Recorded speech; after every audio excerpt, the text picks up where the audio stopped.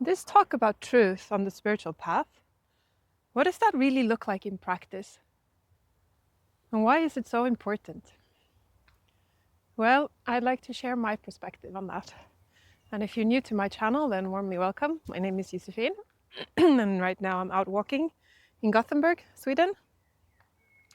And the reason I think it's so important is because part of realizing our true nature of being life rather than acting out a script about life, it is to let go. It's to stop living from ideas, to allow ourselves to live authentically,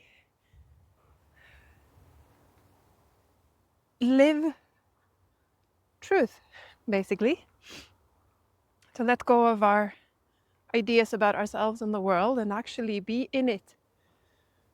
Yeah. Okay, that was a bunch of words that can all sound like fluff. So let me see if I can dig into them. So they're not actually just ideas or words, but how they manifest in my life.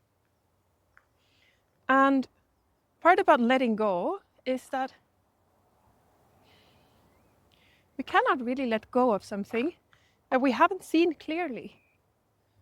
Yeah, did that make sense? If I pretend that I do in fact not have a need to be right, if I try to deny that from myself because I think it's an uncharming feature, I don't appreciate it in other people, and I wish not to be like that person who needs to be right, then I would rather not acknowledge when those patterns show up in me. But the price I pay for that is an inability to let it go. I cannot let it go until I've acknowledged that it's there. And letting it go, oh, well, that's wonderful. But that intermediary, before I have fully let it go, when I'm actually just seeing it, that's not going to be comfortable. That's in fact going to probably will make it more uncomfortable to be alive, because I can no longer hide behind this self-image of, oh no, I have no need to be right, I have no besserwisser tendencies, no, I'm above that. Well, that's pretty easy, we can all tell ourselves that. The interesting part though, or the part that I find really interesting, is actually more, is that true? Is that how I live? In this moment, is anything arising in me that wants to be right?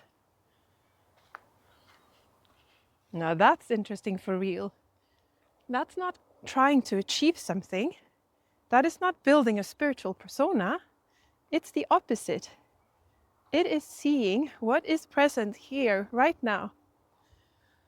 Because usually, the thing in us that wants to not see, for example, being a besserwisser, don't know why that example came up. I for certain have had it, so I've had that experience. Maybe I even have it from time to time.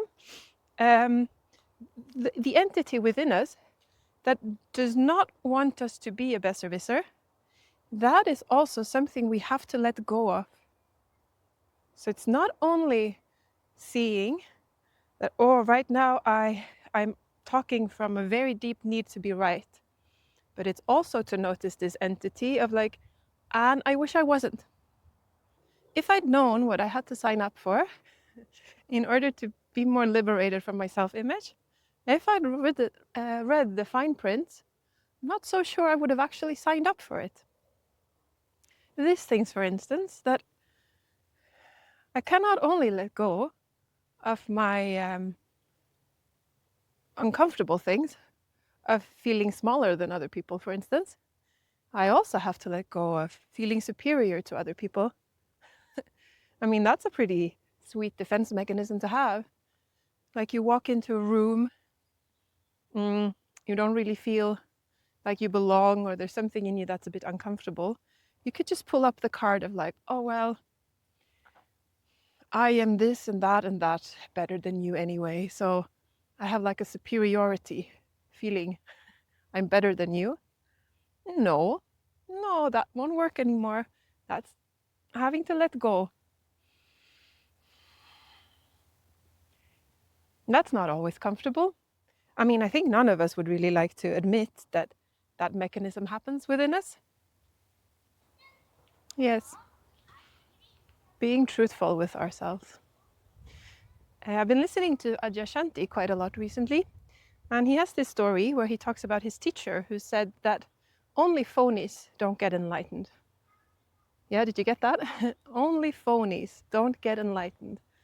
And I think what she meant was basically, if you're not willing to be completely honest with yourself, if there's some part of you that still want to be a phony, where you still want to be fake, where you do not want to be honest with yourself, well, that's the thing that's going to keep you from enlightenment, which is what she used. I would maybe use self-realization, awakening. It's all words. But the one thing where you're not willing to let go of being a phony, to let go of having a facade, that is the one place that's going to anchor you in separation. It's going to lay the foundation for suffering. And ultimately, it's going to hinder you from living truth. So yeah, the invitation is not up for negotiation. It is being truthful throughout it all. Dropping all ideas of how I should be and being as I am.